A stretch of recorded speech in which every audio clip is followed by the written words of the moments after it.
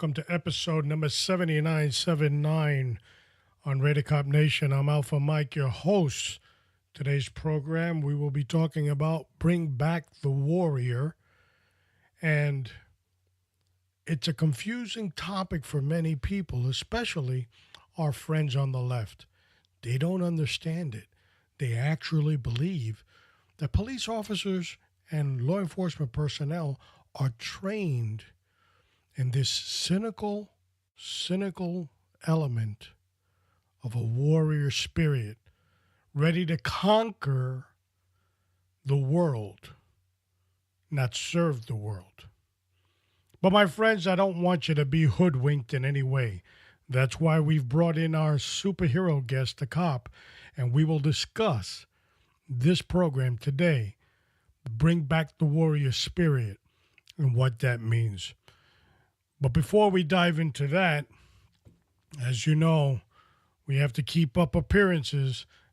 We have the leadership quote of the week.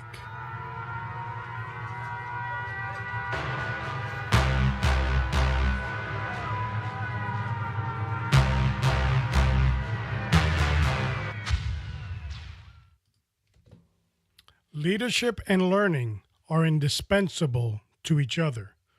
John Fitzgerald Kennedy.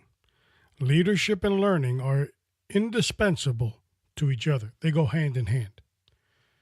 And that brings us to our leadership quote. It's always good to motivate, uplift, and continue thinking positive no matter the circumstances surrounding you. As always, you might be looking at our TV guide on RaiderCopNation.com, and you're saying, well, wait a minute. According to the TV guide here, on March 20th, episode 79 is the PIO, Public Information Officer, but he's actually talking about bringing back a warrior because we have changed that schedule. Remember, we always have to go with our superhero schedules, so we've flip-flopped the schedule in the meantime. So PIO will come next week, March 27th. Today, we dive in to Bring Back the Warrior. So let's not fool around with this. Let's not get crazy with this. I want to basically give my opening statement of what we're talking about today.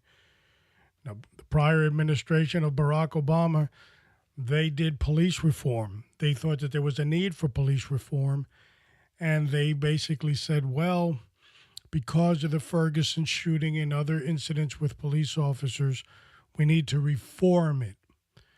And although the intent might have been honorable, we'll say that, because they looked at law enforcement, and every industry always needs a good looking over.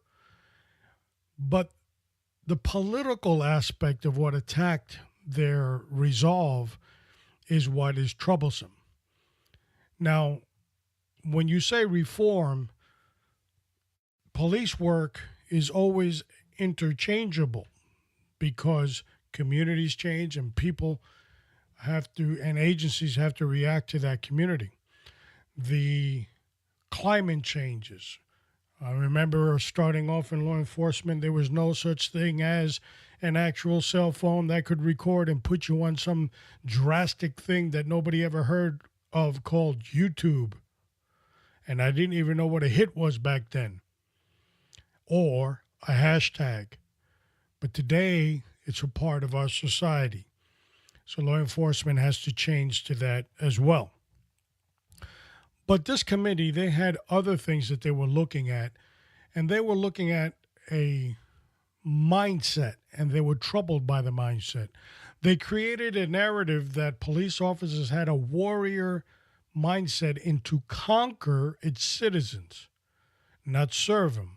So therefore, they said that they had to come up with the servient mindset and dwell into that. Well, they were wrong, because since policing has been policing in this country, they have always served the citizen. Now, let's identify the elephant in the room. Are there bad police officers? The answer would be yes. Now, the percentages is what's a little fickle. Some people actually believe that it is at 100%, but usually those people are the ones behind bars. So, not all police officers were molded with the same mold. And it has a lot to do with their approach of police work. Of course, a sound department would have good policy and good supervision out there that would allow a lot of the riffraff not to exist.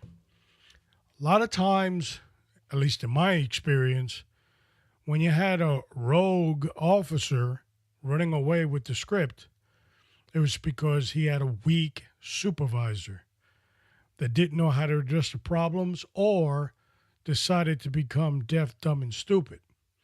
As a result, that little problem became a big problem that ended up on nightly news or a hit on YouTube. As a result, that is far and few between. Now, there are problems in law enforcement, but there always have been. There are problems with use of forces, with corruption, with bending rules for certain folks and enforcing for others, for racial profiling, and so forth. But there's a reason why a lot of this has gotten out of control, and that is bad policing. The heads of these agencies have not identified how to communicate those reforms to the community. But the previous administration has decided to blame the 21-year-old rookie that just graduated in the academy on patrol with, buddy, what you just learned is not enough. We're going to have to reform you and give you a Servian spirit. Now, I have my own personal opinions that I'll go ahead and share with you briefly. I actually believe that one of the problems in between community policing is that some applicants that are maybe 21 years of age and the only thing they've ever done is work at the local convenience store, all of a sudden they're thrown into this law enforcement world, wet behind the ears, not really knowing what they're doing because they have actual accidents while they go to the bathroom. All of a sudden, here they are thrown into the limelight.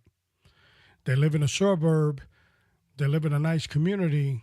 They grew up in very nice homes, but they work for an agency now that has thrown them in the ghetto or the barrio. And all of a sudden, there they are patrolling something that they've never experienced in their life. As you can tell, that is a problem. Now, that is also few and far between. That is not policing in America, but it does happen, especially in agencies like New York City, maybe Chicago, Los Angeles.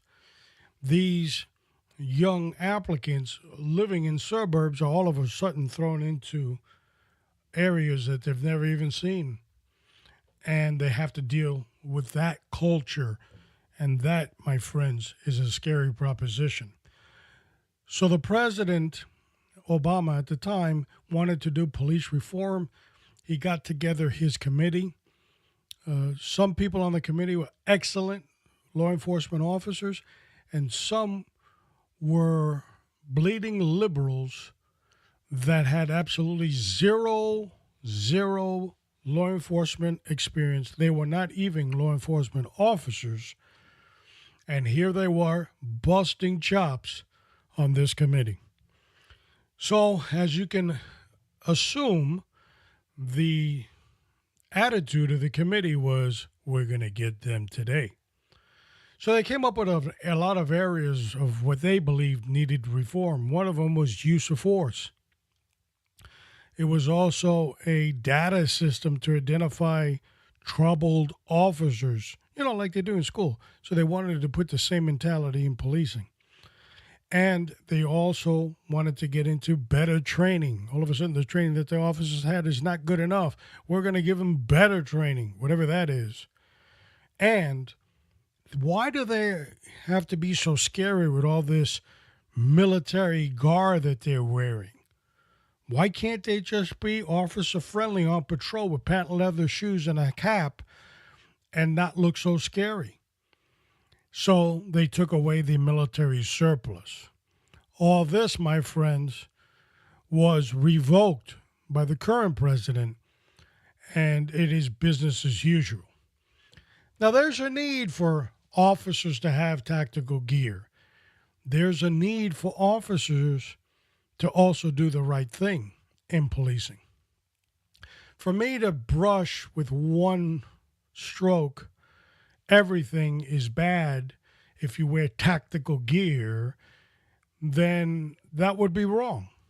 Now, there are people that do things they shouldn't be doing in every profession, but that needs to be dealt with. But we've invited the cop, our superhero, to come on the show. We've are going to address this issue with him with his 30 plus years of experience. Do we need a servient spirit or a warrior spirit to be a law enforcement officer? And did we always have both? Let's bring him on.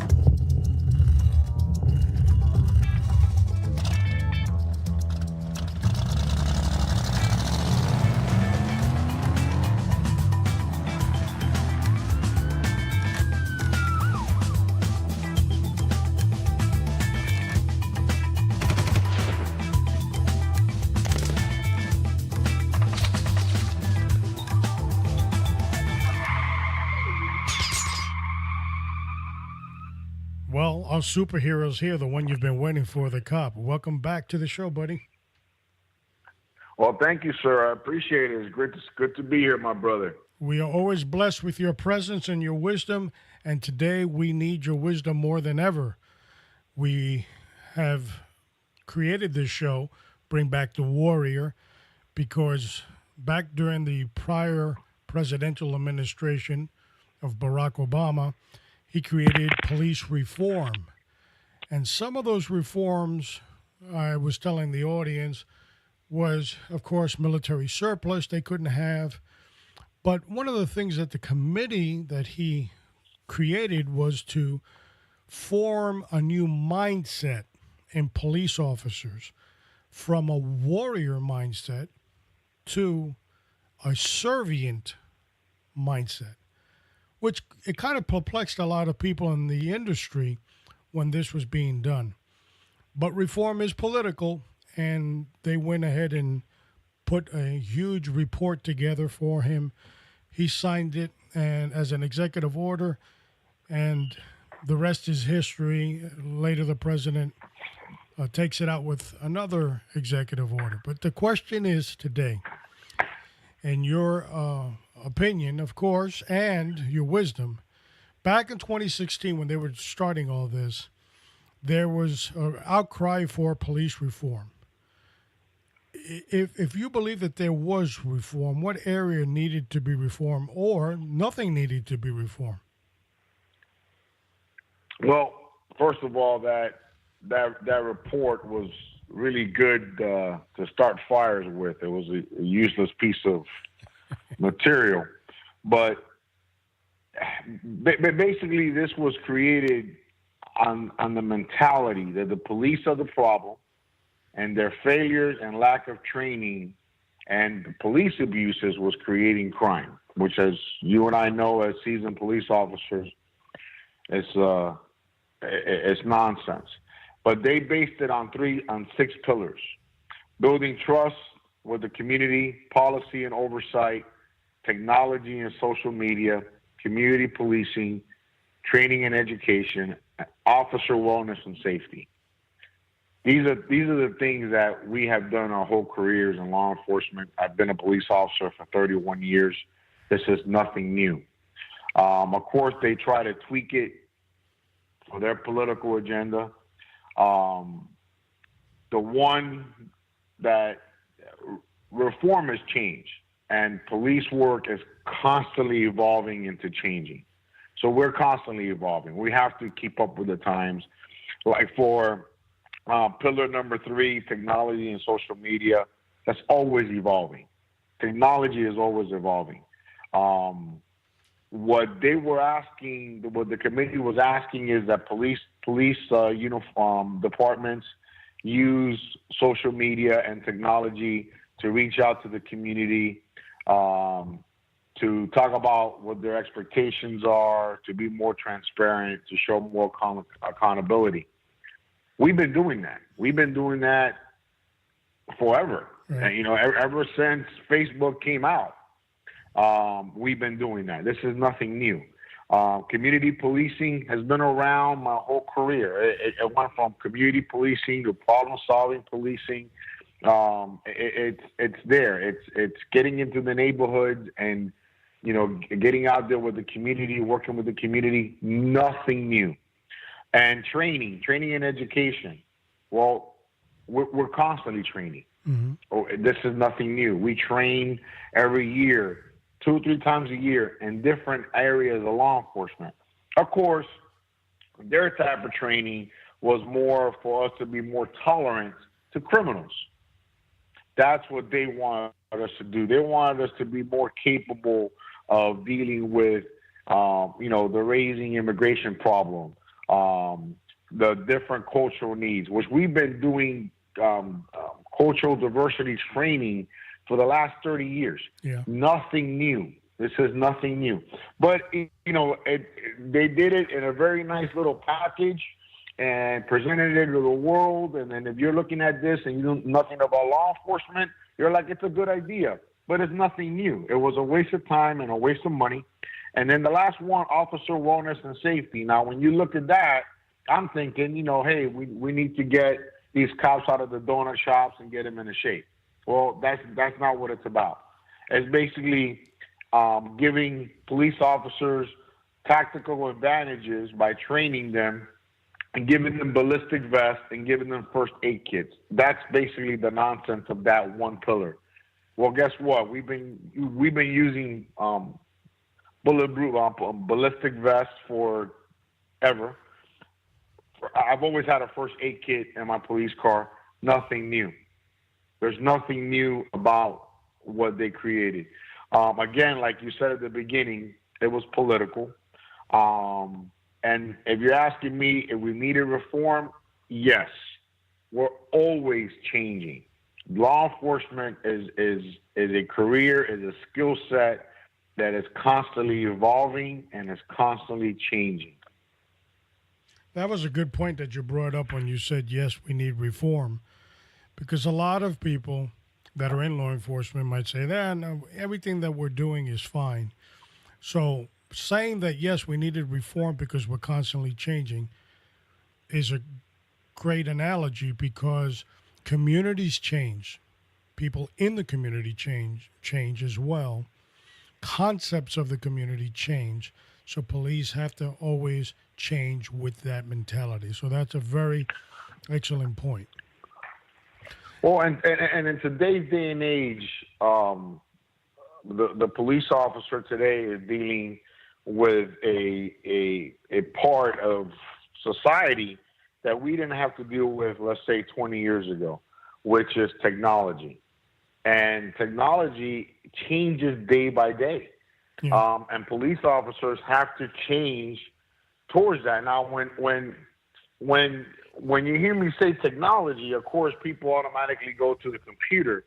But just our equipment alone changes from year to year. Our radio systems, our firearm systems, our vehicles, they're constantly changing. And if a police officer doesn't evolve with the changes, he's going to have a very short career. And agencies are going to fail if they don't evolve with the changes. So this is nothing new. We're constantly changing. I mean, I remember when I started, we were using, revolvers. Yeah. That's right. Look how many different type of guns that we use have we upgraded now. When we started, I literally had a police radio attached to my hip that was the size of a boombox. Yeah. You know, today they're just a little bit bigger than a cell phone. Yeah. We didn't have, my computer back in the day was a pin, was a big pin. Now we got laptops, and if you don't adjust to these changes, because we're constantly changing. So for a police officer to sit there, which I don't know of one that would say this, and say, hey, we don't need reform. The answer should be, we're constantly reforming. We're constantly evolving. We're constantly changing. This is nothing new. But it sounds fancy when a politician comes out and says, we're going to reform law enforcement. Yeah. No, this has been happening for forever. Yeah, it makes it sound like they're doing something. And, a lot of politicians are car salesmen. They always got to tell you this is the best car available. Now, the committee's idea was basically they wanted to get rid of the conquering spirit of a warrior that they basically were calling officers on patrol, you with the tactical gear and so forth, and intimidating. They were basically saying that these officers were intimidating the community. And they wanted to replace that, they said, with a servient type of conduct. Was there any need for that? That's absolutely not. We've always been a servant profession, but the warrior's mindset is to never give up, keep fighting, and prevail against all odds. Yep. Why would you want a police officer to stop thinking in that manner? Once we stop thinking in that manner, it's simple. We're going to die. There's no ifs, ands, or buts about it. You got to have a warrior's heart, a warrior's mentality to do the job of law enforcement. These guys are going into the den, the devil's den, every day when they put on that uniform. And if you take that away from them, you're basically asking them to just go out there and die. Because if you're not out there with that fight mentality, it's a problem. Of course, their attitude was that police officers were approaching citizens as they were all bad. Well, listen, most police officers, and I would say 99% of my brothers and sisters out there are professionals. And they're not going to approach every single citizen contact as that citizen is a bad guy. We are going to approach you with cautious because, like I was told years ago, when I went to homicide school, anybody has the potential of killing you. Yeah. Whether it's the little old lady or whether it's that teenage kid. You always got to approach people with caution. But you don't treat them as a criminal. And most people, most police officers, like I said, 99% of them that I know of are professional, and they're not going to treat people in that way. Now, there's two sets of mindsets that I read on this topic, and I was doing my research.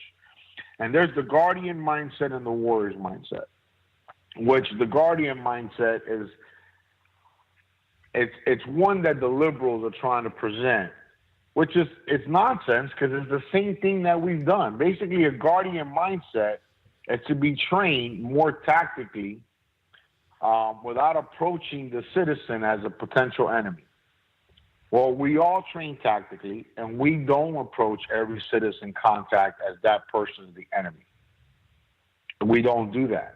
So that mindset in itself is just nonsense. But then again, going back to the beginning of your show, it's political.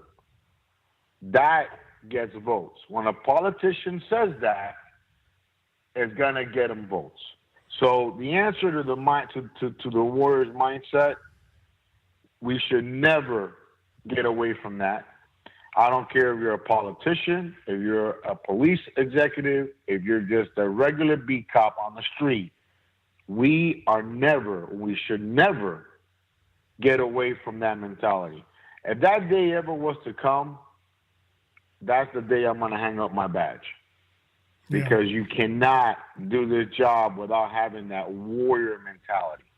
You have to have it. Yeah, it's a survival for the officer. I remember as being a CIT instructor for crisis intervention, and I was partnered with NAMI, which is a group for mental illness, and they were Mm-hmm. pretty much advocates for the industry of mental illness. And they were really strong-headed about police officers dealing with people with uh, mental illness and crisis situations, that when they would try to speak to them, to be less threatening. So how do you define that? Well, their definition was, if they're sitting down, maybe the officer can sit down next to them, or maybe the officer could crouch down in front of them. All these things are just against what the officer was trained in defensive tactics. So there had to be a fine line. And at least in our program, we did create that fine line of there was always a safe distance for the officer. And there was a goal. Absolutely. There was a goal for the officer to reach, to befriend the individual that they were trying to calm down. And then slowly that person, as they calmed down, they could, get a little closer. But defensive tactics were given for a reason, and we have to know that they exist. So we couldn't just erase it. We couldn't take off the gun belt and become a social worker overnight. That wasn't going to work. No. Well, I mean, and one of the things that I read, and I just hit on this real quick, is my whole career I've been taught the 21 feet distance when you're dealing with somebody with a knife. They actually wanted to shorten that distance so that you could give that person more of a chance to de-escalate. So now I got a guy with a knife, and you want me to get closer to him than 21 feet to de-escalate. So you're basically asking me to get stabbed. Because some of your listeners I know are not in law enforcement. Police officers use security level type of gun holsters, which it takes a little work to get that gun out of that holster. Yes. 21 feet gives you just enough time to break that gun out of that holster to be able to defend yourself against a guy with a knife. If you're lucky. So when you shorten that 20, if you're lucky, exactly. Because if you got a guy that knows how to use a knife, he could be a very deadly person in 21 feet. Yeah. But one of the logics of these political heads was to shorten the 21-foot gap between an officer and an assailant with a knife to de-escalate, which that's just nonsense. Anybody, doesn't even have to be a policeman, anybody in martial arts, anybody in the fighting world, anybody that knows how to use a knife, they'll probably tell you, look, don't stand 21 feet away from the guy, stand 35 feet away from the guy. Yeah. But that's just the mentality, because you're dealing with politicians. You're not dealing with guys with the experience that could say, look, this is not going to work, and this is why. But again, it all boils down to politics. It is politics. Now, the committee, they looked at several areas that they thought was really troublesome in their view. And that was excessive force, ineffective internal affairs systems, pattern and trends of misconduct that are being ignored. So now they already have a prejudge. They're prejudging everything here, and then were not addressed effectively. So in other words, the officers acting, misbehaving on duty, let's say, but there's no tracking system of what they're doing, and there's no way to curtail this behavior until it kind of blows up out of nowhere and it's too late. That's basically what they're saying. Now, they said that if they corrected this, and they also wanted to include policy development, which is baloney, supervision, training, discipline, this would basically improve the officer. What's your thoughts on some of what the committee wanted to deal with? Well, my my thing is that it seems that in that scenario or in that situation, if a police officer is misbehaving and is not being tracked, that falls back on lack of supervision. Correct. Because as a supervisor, you're tracking down that you do document, you do track. At the current agency that I work for, I could go into a database and every officer has a file in this database, and I could document positive behavior, negative behavior, and it's called progressive discipline. Right. You start showing a pattern, and after a while, you have to address it, whether that means suspension, counseling, retraining, and ultimately termination. So if there's not if their mindset is that police misconduct is not being taken care of, then we need to address that at the agency's level as of what's going on at the supervisory level. And one of the biggest things that I got from this was internal affairs, the internal affairs system. Where I work at, and I never thought I would say this, but in the current agency that I'm from, we have a very, very fair internal affairs division, which is unheard of. But in a lot of agencies, internal affairs are used as a political headhunting system. You want to get rid of a guy, you use IA to get rid of him. It's not always fair for the officer, because unfortunately, especially in departments where the head of the agency is politically placed, for example, a sheriff's department, a lot of times their job is not to do what's best for the agency, is to do what's best for that political head. And if that political head wants to get rid of a certain officer, then IA's job is to headhunt and try to find a reason to get rid of that officer. So with that being said, I think we need to get the politics out of internal affairs and let internal affairs do their job. And again, we have to maintain that warrior mindset all the time, regardless in what areas we are addressing. Yeah. On one of the issues with the internal affairs, and speaking to an internal affairs sergeant from my former agency, the tracking system that internal affairs basically is politically motivated to have is to basically keep a scorecard on each officer. The problem is that the job duties of the internal affairs is to investigate wrongdoing. So this person might not have done something that was actually a breaking of policy. Maybe it was something on the borderline. Their supervisor should be doing the tracking system, but they're being referred to the internal affairs to actually document the behavior without an investigation. So even for the internal affairs guys, they don't like this tracking system thing because they're being given information that they can't vouch for. So how can they use it against the officer later? That's a little bit crazy, but that's the political extra pickle in the sandwich. Mm-hmm. Well, and then if you come from agencies, that are lucky enough to have PBA or FOP there to help the guys protect them. But if you come, there's a lot of agencies in the state of Florida, for example, that you can't mention PBA or FOP without getting your head chopped off. Right. And those guys are out there on their own. They have no protection. They have nobody to fight for them. So again, like you just said, they're keeping a scorecard.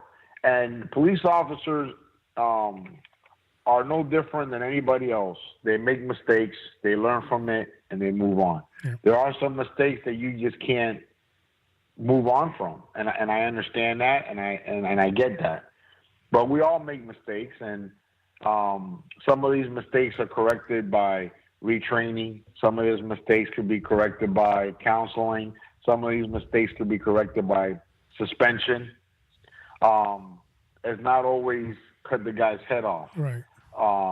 And you got some agencies that, hey, look, you made the sheriff look bad. We're going to cut your head off. And you know, what we got to look at is, okay, was this guy, was his intention, you know, on purpose? Did he do this on purpose? Did he do this maliciously? Or was it a simple mistake? Yeah. And again, some mistakes we can't fix. Yeah. And some mistakes we can. Yeah. I remember when I started in law enforcement, a lot of the correction action was dealt with between you and your supervisor. Several F-bombs were laid down on the pavement, and you got the point, and you were brand new after that. It worked then. Absolutely. I don't know why it's not going to work today. Lastly, last question we have is military surplus. Last president did away with it, said police departments really didn't have a need for this military surplus. You know, things what the community or the politicians like to call tanks and machine guns and stuff like that. It said it was intimidating, very scary. So he did away with it. Of course, the new president came in, put that back in there, so those things are back in police work. Was there a need to cut it? Should we even have military surplus? Absolutely. Yeah. First of all, thank goodness for the new president. You know, it's the program is called 1033, and 1033 has been around since the early 1990s. I remember one of my first riot helmets was a Vietnam era military helmet that it was olive green, and the agency just painted it black and handed them out to the guys because they could not afford to buy a riot helmet, so they got this from the military. One of the very first SWAT vehicles that I was able to ride in was a formal military vehicle that I think cost the department $1 just to put it out there on the road. Let's just look at the savings that it brings the taxpayers. Since the creation of the 1033 program, it has saved over $5 billion in equipment that it would have been, this equipment would have been destroyed if it would not have been given to law enforcement. I don't know of one agency that's getting,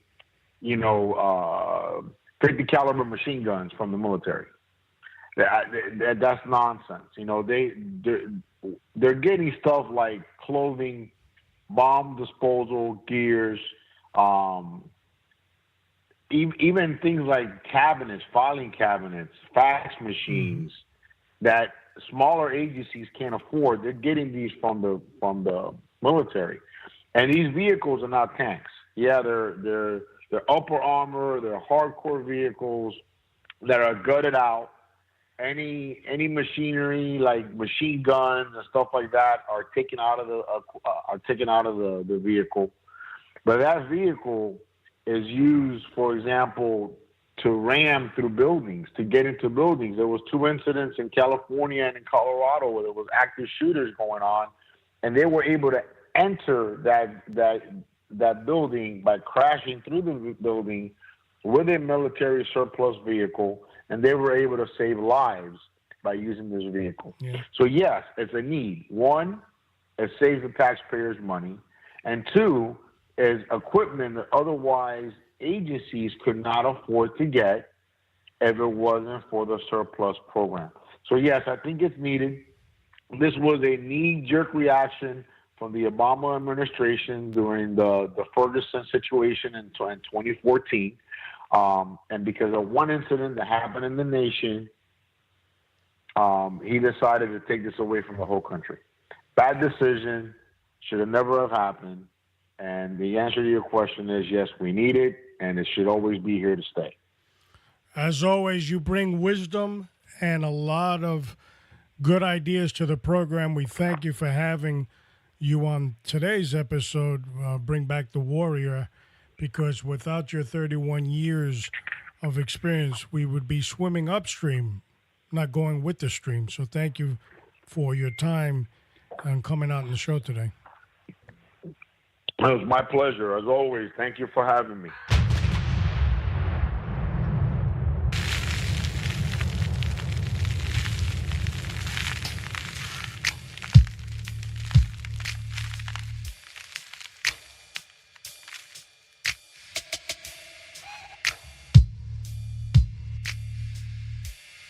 Well, it's time for the debriefing and to wrap things up.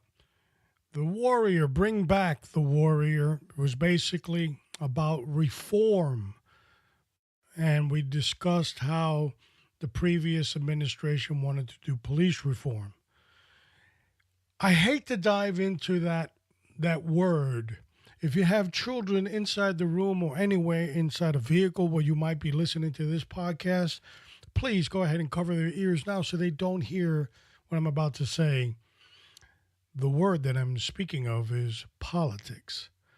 Now, politics has a purpose. It is a form of manipulation that a politician may use to bend things in their liking for whatever purpose. This was to reform, allegedly, law enforcement, but it really was to subdue law enforcement. It was done on two folds. Number one, to go ahead and tell the nation there was a need for this. Lucky that I was here. Police officers are bad, all of them, and thank God that I'm here to reform that. So that was mission number one. Mission number two was to cripple law enforcement. And you can look now at all the newsreels that we see every day of disobedient citizens on simple traffic offenses. There's no need for it. But when you push that all cops are thinking the same way, then you're basically saying, and you're discriminating and you're stereotyping a segment of society. Two wrongs don't make a right. There are many fine law enforcement officers that are Hispanic and African American that do the job each and every day, and they have for many, many years. But they don't get labeled. It's always the other ones. And you know who the other ones are. Not good. Identify the problems is an agency thing.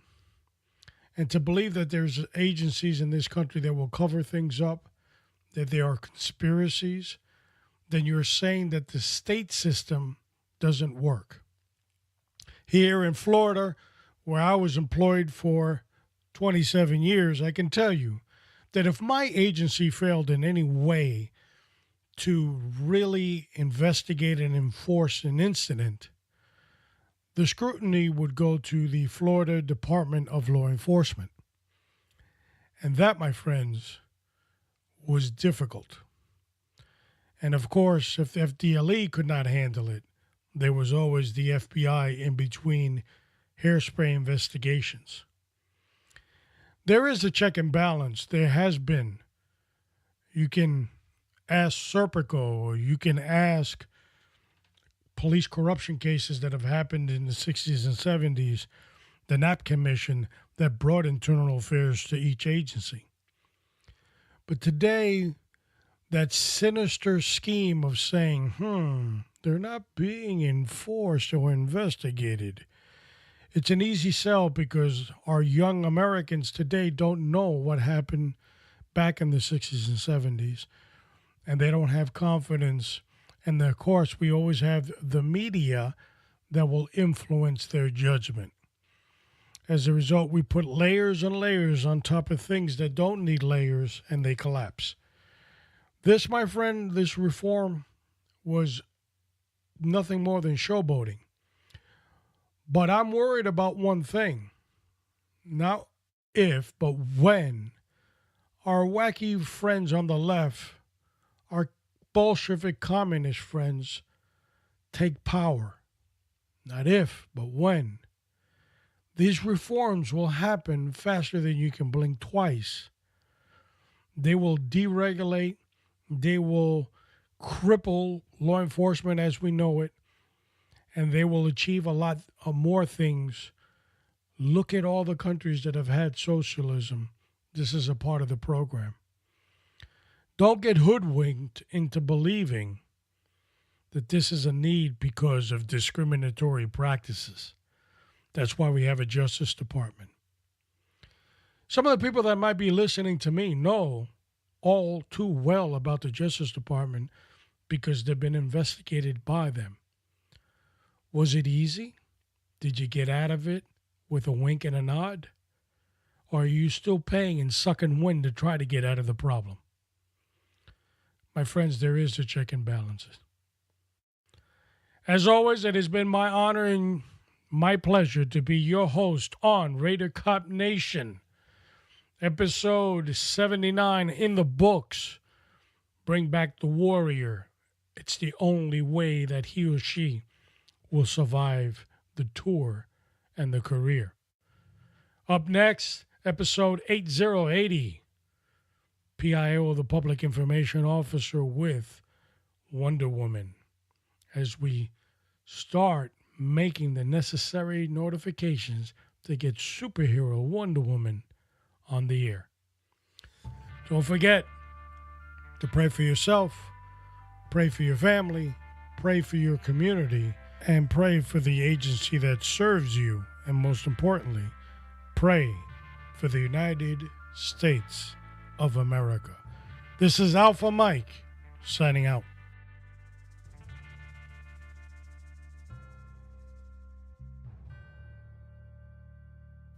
And guide her through the night with a light from above, from the mountains to the prairies to the oceans white with foam. God bless America, my home, sweet.